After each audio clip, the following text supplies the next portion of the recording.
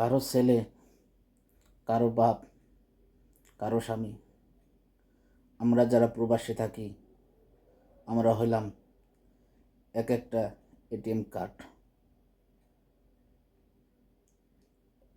আমাদের কাছে যখন দেশ থেকে কল আসে টাকা লাগবো, তারা বোঝে না টাকা কইথা দিব, টাকা আমরা কইথা দিব, কেমনে দিব, সেটা বুঝতে চায় না। তাদের লাগবে, তাদের আশা পূরণ করতে হবে। এক একটা প্রবাসীর মনে যে যন্ত্রণা, সেটা কাউকে বোঝাইতে পারে না। প্রবাসীরা সবাই, তাদের সুখ হলো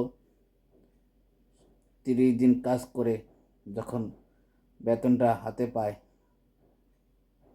আর লগে লগে সঙ্গে সঙ্গে টাকাটা দেশে পাঠিয়ে দিয়ে আনন্দ পাই।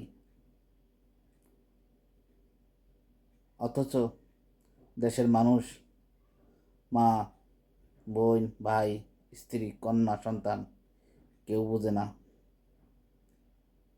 যে টাকাটা আসবে কই থেকে। মাসে তো বেতন একটাই পায়। দেখেন, আজকে এই ভাই সহ্য না করে পারে গলায় দড়ি দিয়েছে। ভিডিওটা দেখেন সবাই।